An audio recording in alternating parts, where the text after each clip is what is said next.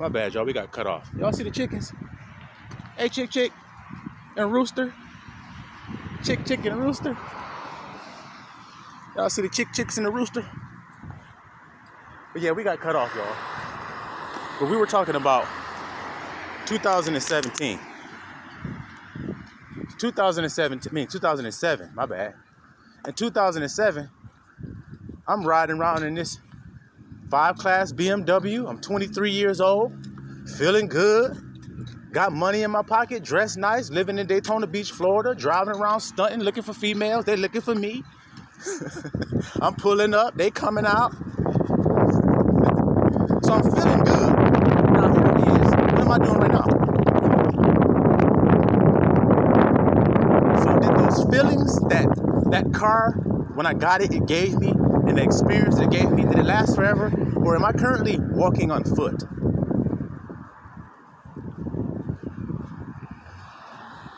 I still have several miles to go, and I have to walk those several miles. So what a difference from that guy that was feeling all the vain glory. I'm the man driving around in that BMW. See what I'm trying to say? I didn't get that car, and I'm just being honest. I didn't buy that car, buy those clothes, get all that money in my pocket to impress God. For one, that doesn't even impress God. And secondly, that's not why I did it. I'm honest about what I did. I didn't do that to impress God. I did that to impress women and men. That's who I did it for.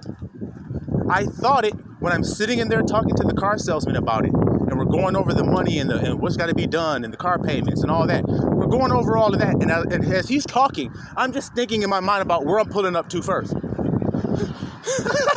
I'm already seeing myself doing that shit, y'all. I'm like, oh, as soon as I get this car, I'm about to go crazy. They're going to be looking at me like, oh, boy, he got some money. He young. He in shape. He handsome. See, because at this time in my life, I'm trying to check off every box of manhood. Y'all understand that? I'm living in a condo.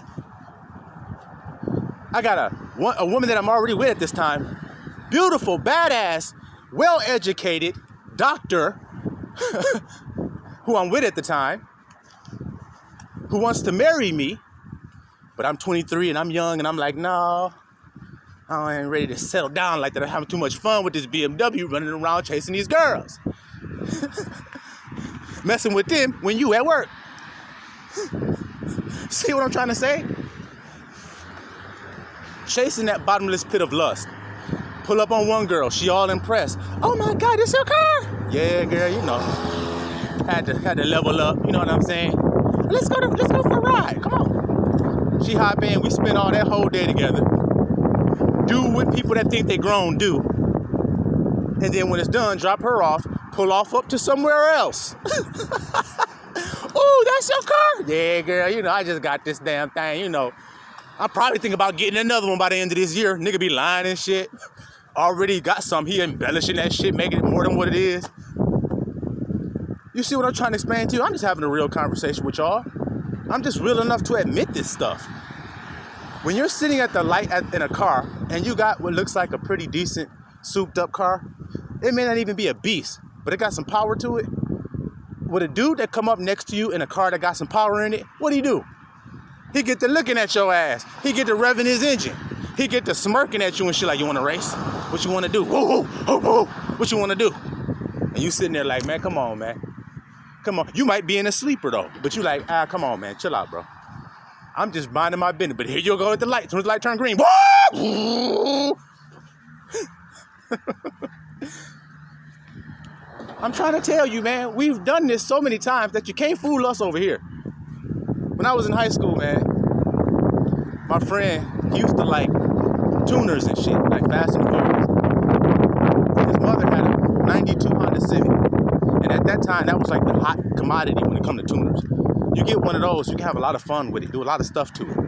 Well, it was his mother's car, and she loved that car. She was talking about she was never going to let it go, and he just kept asking, let me get that car, let me get the car. I got my license now, let me get that car. You can get a new car, just give me that car.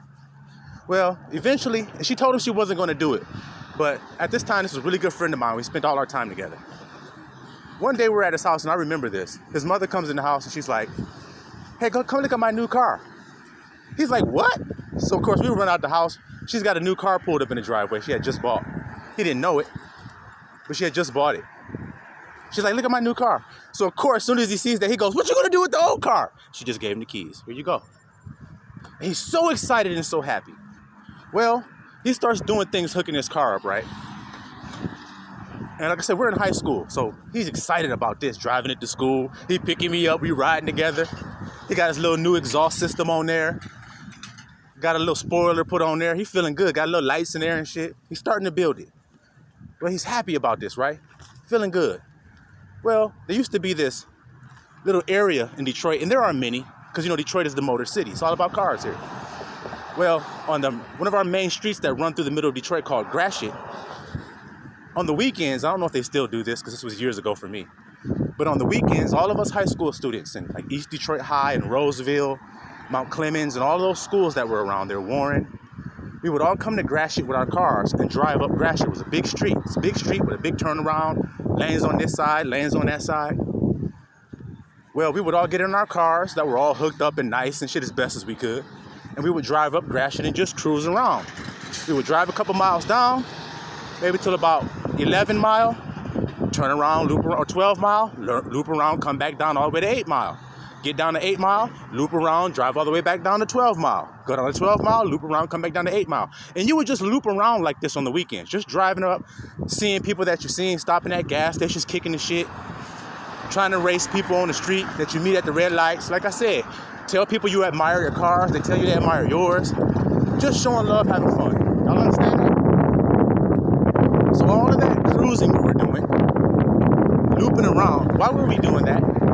Why did I tell you all of this? To tell you that you're spending so much energy focused on outward appearance. You want to fit in with the group and be the man. And you can't be the man without outward show in this world. That's why Christ said, my kingdom is not of this world. It's not about outward show. It's not about making it look good. That's really what he's telling you when he says this world. It's not a place. It's a state of mind. It's a state of judgment. This world judges outward appearance. My kingdom does not. That's what he's saying. But that's what you do. I told you, this was high school years, my young adult years. I'm still doing the same thing, trying to show outwardly that I am something. All that stuff I was mentioning about outward to show. Like, for instance, when you're a man, it's all about how good your body is, how much money you make, if you're tall, how tall you are, your car, where you live, your house. It's all about that stuff that makes you a so-called high-value man. When you think about high-value man and you look at those lists, very rarely is about the internal world. Very rarely. It's always about outward shit that don't fucking matter, man. That shit that fades, like I told you guys about. I was in the BMW driving around feeling good as hell with plenty of money in my pocket. I had throwaway money. And now I'm walking on the street thinking about the days when I was in the BMW. So it was vanity, wasn't it? Yes, it was vanity. Vanity means temporary. Just like putting on makeup in a vanity. You put it on, it won't stay on forever. No matter how good and perfect you get it. Women do their makeup, and sometimes they don't feel very good about the job that they did. But every now and again, they do their makeup, and they feel like they did a perfect job. It's perfect, and it's still temporal, isn't it? It's still just temporary. Vain. That's why they call it a vanity. You see that there? And so, like I told you, it's just, you get pulled out of it by grace. Because the teen that was riding around, the teen that was all about outward show, the young adult who was riding around in BMW and all about outward show and all about consuming things upon his own lust, never being filled, trying to feel the same feelings over and over and over like it's a drug. I told you, that's why there's no need for us to judge each other. Because just as the heroin addict wakes up in the morning sick, needs his drug because he's having withdrawals, he needs it to take that feeling away. So does the alcoholic. So does the whoremonger. So does the liar. The scripture says some people cannot rest until they have done evil. So that feeling of not being able to rest means you're like, I need, just like the heroin addict, just like the alcoholic. I'll do anything for it. Same thing people do with weakness. You see?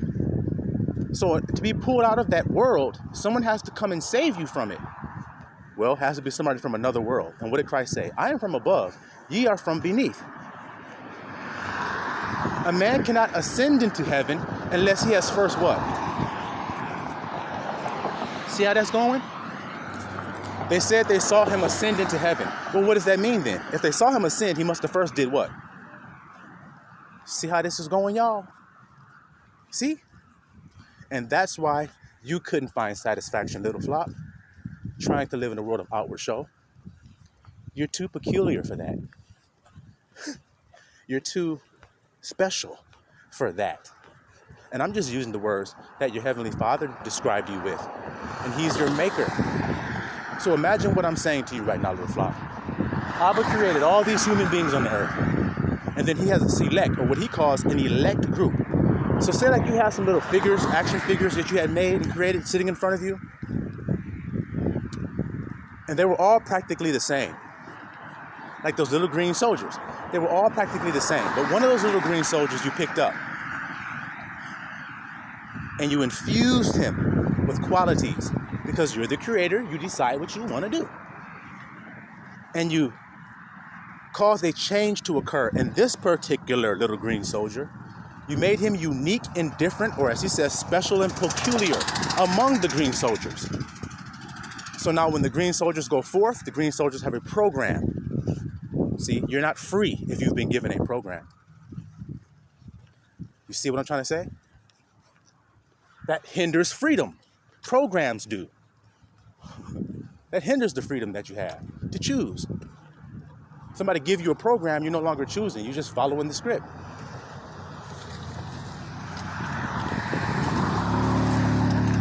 You're just following the script, and that's what they want you to do. You see, the other little green soldiers.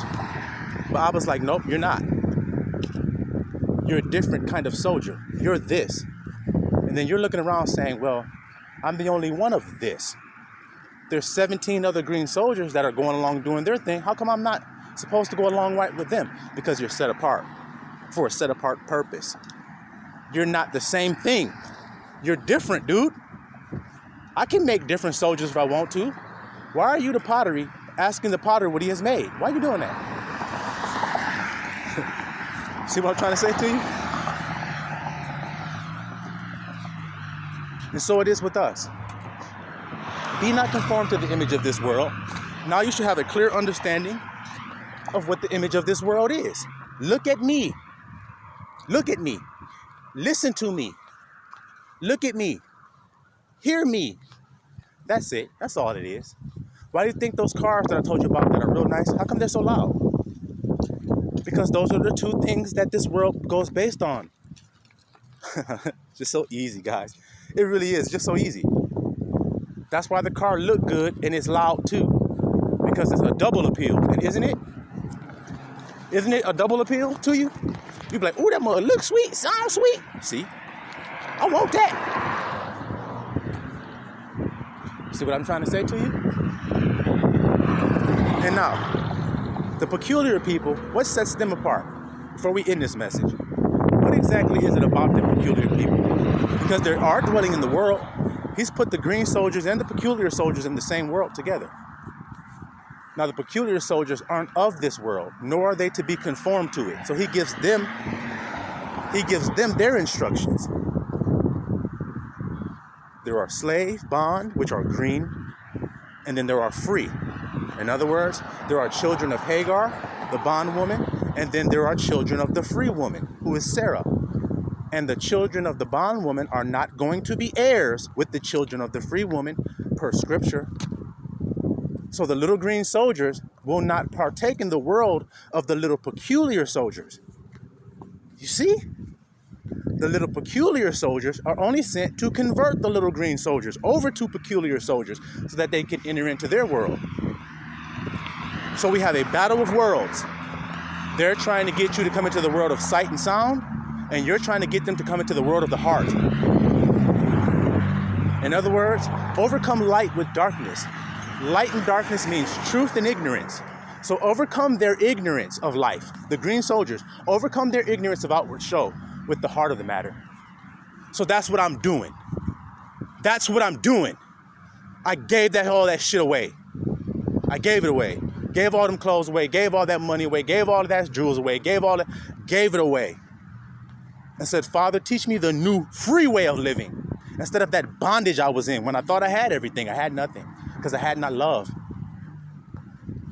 There's no way that woman loved me because she saw me pull up in the BMW. She doesn't know my heart yet. So why are you talking to me, girl? You wouldn't talk to me if I'm the same man I am today. And all those girls that ran up on me and flocked to my car and came with their friends and wanted to go with me. All of those girls, would they come to me today?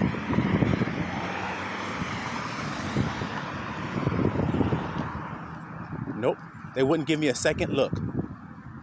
Even though my heart is better now than it was then, but they'd rather lay with that man with an empty heart than to receive a man with a full heart. They like an empty heart with full pockets. They hate empty pockets with a full heart. They hate it and they reject it. And that's what scares you from entering into it. That's all it is. That's what makes you nervous about accepting your path as a peculiar one. You say, hold on a minute, man. I like being caressed by beautiful women. Shit. I like being hounded over by girls that want to be with me.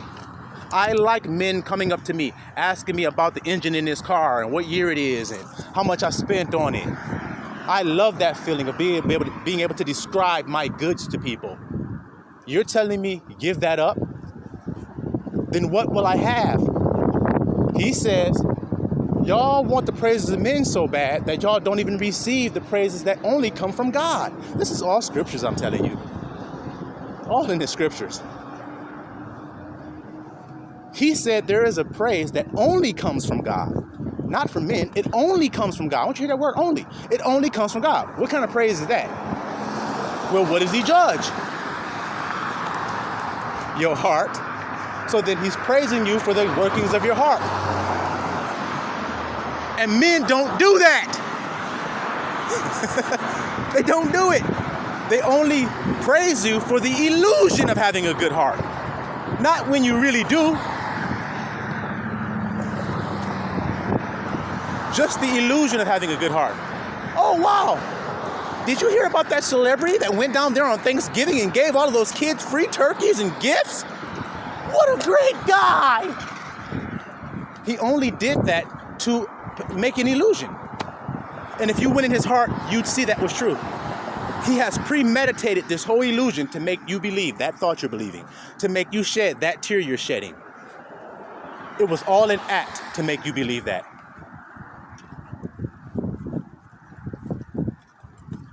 Nigga give a turkey on Thanksgiving. Now he's the best man in the world. No. Now there's a man out there who tells you the truth of Thanksgiving and where it came from and what it really means, and you just ridicule him and tell him to get the hell out of there. See what I'm telling you? See what I mean? See what I'm saying? You know how hard it is to have the thing in your hand, the key in your hand that sets a man free, and he doesn't think that's the key? You know how hard it is to set him free? He doesn't think that's anything.